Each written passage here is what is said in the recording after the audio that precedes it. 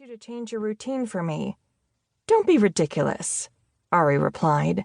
She opened the door and ushered me through. "Your sudden career change gave me the excuse I needed to kick Justine to the curb." Justine was Ari's former roommate, who used to bring friends over for beer at 2 a.m. and never cleaned her hair out of the shower drain. "I still feel kind of bad about that," I mumbled. "She found somewhere else to live, didn't she?" "Don't waste any of your time worrying about her," Ari ordered. "She moved in with that one dude who missed the toilet bowl when he was drunk. They deserve each other." "Ew," I sighed.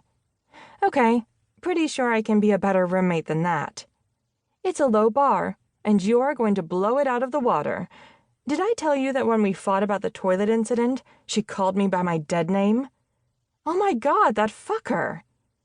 Ari had transitioned before I even met her, and if she'd felt comfortable enough with her roommate to confide in her like that, it was an even worse betrayal. "I'm over it. Screw her."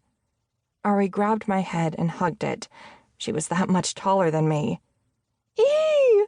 This is going to be just like college again." I shoved at her. "You're going to suffocate me," I laughed. "You're trying to kill me so you can have the apartment to yourself, aren't you?" "Pfft, no. I'd never be able to afford it." Ari gestured to a place to put my suitcase. We went back down to the parking lot behind the building to unload the rest of my belongings. Hopefully it wouldn't be long before I could contribute to the rent without pulling from my meager savings. My EMT salary hadn't been much, but it at least let me rent my own place. Now that I was jobless, by choice, no less, living with Ari was the best alternative. Now I'd... do what? Get another job? Save up to get out of this town once and for all? Try to find a new direction for my life? For the moment, my plan was to get all of my crap into our apartment, and fall on my face in bed for a day or two. After we put down the last duffel bag, Ari grabbed my elbow and pulled me toward my new bedroom.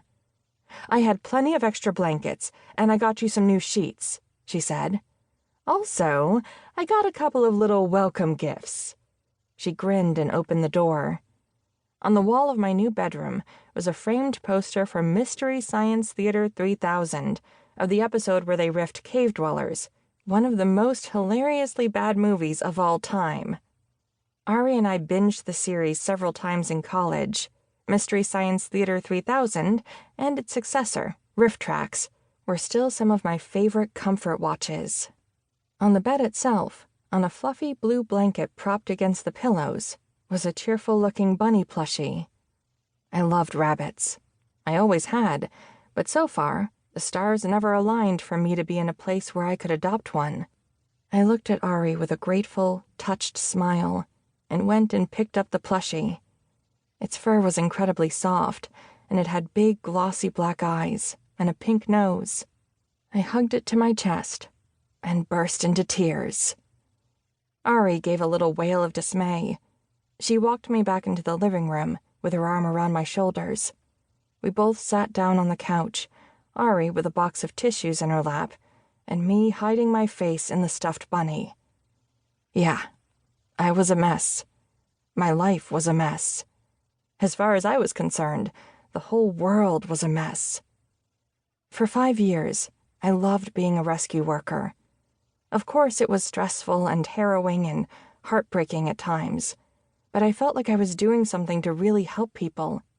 The knowledge that I sometimes literally saved lives dissolved my lifelong fear of never amounting to anything. Even though the job wasn't far from Rapid Creek, the more experience I got, the more likely I'd be able to get a position somewhere better. I don't like thinking about my last call as an EMT. Even so, sometimes the memory sucked my thoughts in like a drain, and I was powerless to resist replaying it. Let's just say that the sweet bunny plushie reminded me of it, because I saw a child die, and leave it at that. Maybe a good first responder wouldn't have quit after something like that. Or maybe that's bullshit. It just flipped a switch in me, and suddenly all of the things I'd seen that had once been bearable weren't anymore. I had to get out.